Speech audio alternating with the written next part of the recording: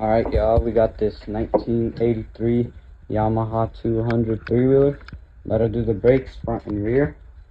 So let's start with the front. Lifted it up.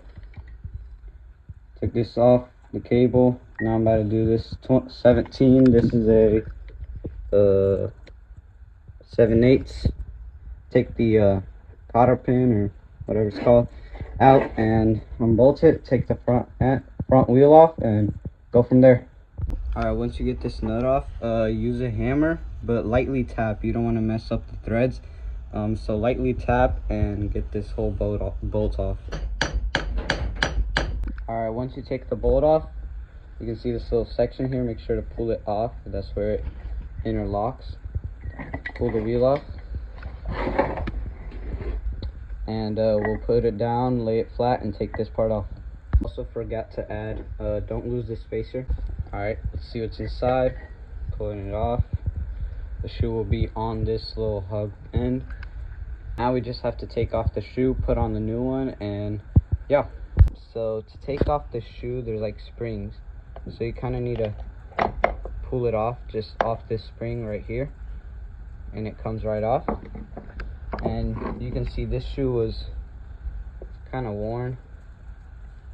So the brakes didn't really work. We'll go compare it to the new shoe. Alright, so I bought this Caltric brake set. It comes with the rear pads and the front shoe.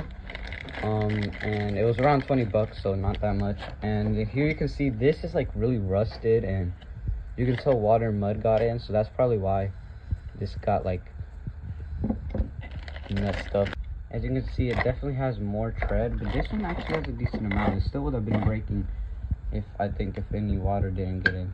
But yeah, this is definitely better than it was. One step a lot of people forget to do is clean this inner area so the shoes have a nice place to brake on. So make sure you clean that up. You can use like a Scotch-Brite pad or something, you know, and then blow it all out, blow that dust and everything out. Just get it clean, but don't put any like oil or like WD-40 in it, because then it won't really break. One thing I do recommend lubing though is this piece right here. This one, as you can see, it's kind of rough going when it's moving. So you can put some WD-40 right there, because this one definitely had water in this brake shoe and this brake hub. So I guess lube that up, but make sure it doesn't get on the brake shoe so the brakes go bad again. Yeah, we'll go from there. Alright, so I got the shoe on. I recommend starting with this side and then pulling it here onto this little rivet thingy, and now we just put it back in and go from there. So once you got the brake shoe on, you put the cover back in, then you take the wheel and we're gonna put it back in. Alright, so you pick the wheel up, take the bolt, smack it in a little, leave some space here because you got to put the spacer, and also make sure you put the hub on right. There's a little rivet on the shock of the fork, and you got to make sure that goes on right, so this will work right. Once you get that on, take the nut, bolt it back on.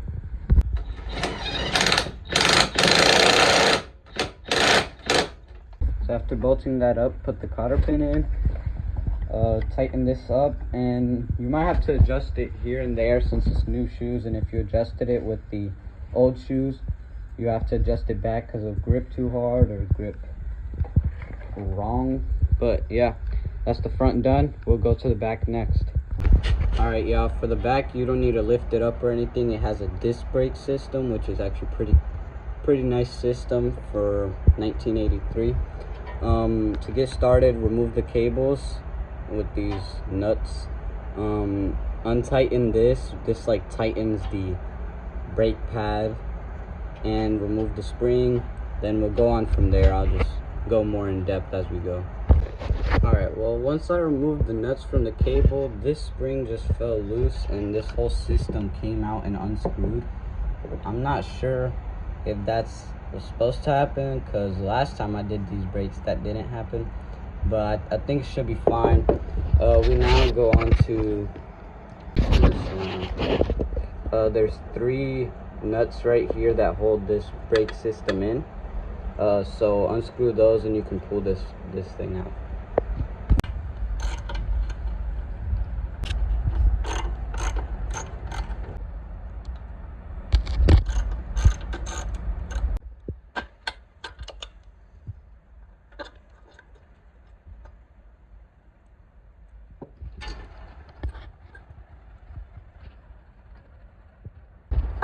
after you remove this pad from inside there, you can see the disc here.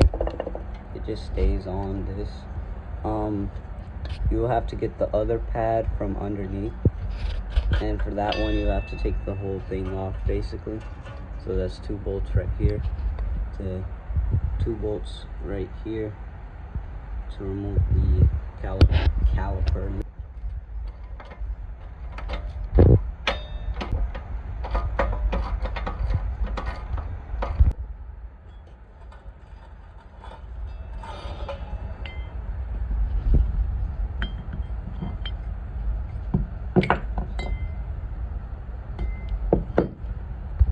I recommend getting some sort of cabinet, bench, and organizing everything. Put all the bolts, nuts, washers, everything together. And as you can see, these pads aren't actually that bad. I'll come back and compare them to the new ones. So I'm not entirely sure why the brakes weren't working, but we'll try to figure that out soon. This whole system actually works pretty cleverly. You have this little piston here and this like screw thing, and once this gets pulled, as you can see, if the cable pulls it that way, the piston kind of comes out and pushes on the pad, which then pushes on this brake caliper, and this is free, so this just slides in to this other pad that's in this caliper, and this one's stationary, this one doesn't move, so it just conjoins together and like presses. So it's a pretty smart system, but try to figure out why it's not working. So here are the new pads, and actually I was kind of wrong. These are a lot thicker than the old ones are. So I'm not sure if y'all can see that. There we go, kind of zoomed in. But the ones on the right, the old ones, they should still be workable or usable. I've had pads on these before that I had to replace, and they were all the way down to the middle, this little lip section. But I guess we'll just go ahead and replace the pads and adjust everything and see what's wrong with the brakes after that, if they still work. Also, go ahead and get some sort of Scotch-Brite pad or something and clean things up, and especially this outside is so dirty from the way I ride them in the mud. So much dirt everywhere and mud buildup. Clean that up, but also get the Scotch-Brite like I said and clean this surface up, make it nice. Probably even do that for the brake rotor because it doesn't look so I might clean that up a little as well. Just make sure everything is nice and clean.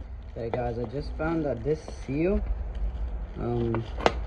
inside here, there we go, you see this seal, it popped out fully, and it's supposed to stay in there and be like a seal, so that might be a part of the problem of why the brakes were kind of iffy to adjust and everything. So I'll kind of grease it up, and hopefully the grease holds the seal in and everything works as it should.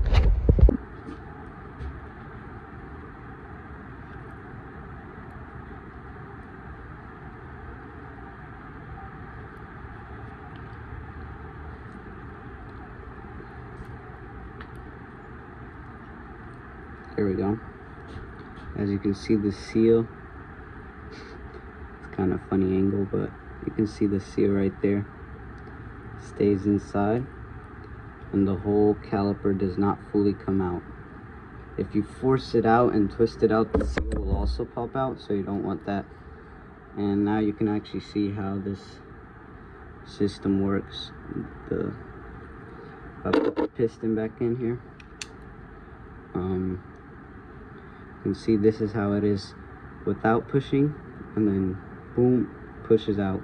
To put in the caliper, and then we'll put it back on. Everything how it came out, that's how it goes in.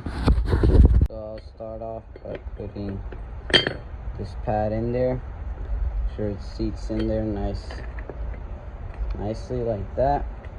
This rotor will slide right in between there. All right, to make it easier for yourself, just slide this out pretty far, and then you can just drop the caliper right in there.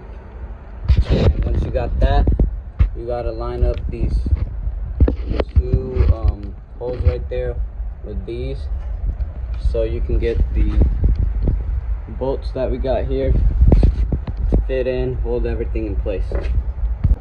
Also, keep in mind, these two bolts are just slightly different in length. The one I have on the left here is a little longer, and it's numbered with a 9. And this one is numbered with an 8. The one with 9 goes right here. And the reason it's longer is pretty visible. Why? You can see there's this lip here that's connected to the frame to support everything, just like on this side. Shorter one goes here. Longer one goes where this little lip is. Like I said, this part could be a pain in the butt, so slide this out as far as you can and fit the bolts in. And while pushing this to get super close to the bolts, be spinning this. I can't record it to show you because I only have 2 hands. And then you can fully push it in and the bolts will pop out, and then you can fully tighten it and make sure you get it on that way. For this part, you grab this whole assembly and another pad that comes with the set, put it on, and, just grab it in. I can't really do it with one hand, and put it back in this way. See if I can do it with one hand. Yeah, no, not really. Basically, there is a specific orientation that these 3 holes line up, so you might have to like spin it around some. Alright, as you can see, I fit this on, and then I put this plate that holds the cables back on with it, and then that's when I start tightening up or putting these nuts back on. Also, I want to say I don't have the right spring, nor do I have, like, there's supposed to be another cover right here, kind of like this one right here. I'm not sure what happened to it. This is how I bought the machine, so there's just some random spring. There's a little hole over here. Not sure if you can see it. Boom. I think the same hole is used with the stock setup. This one right here is just, you have a different spring that's not held by this nut. There's actually like a proper place for the spring to be, and it's probably a different spring too. But just so you know, I also want to add, if your brakes aren't catching enough, or if they're catching too much and you can't even like push it around, this one was perfect for me.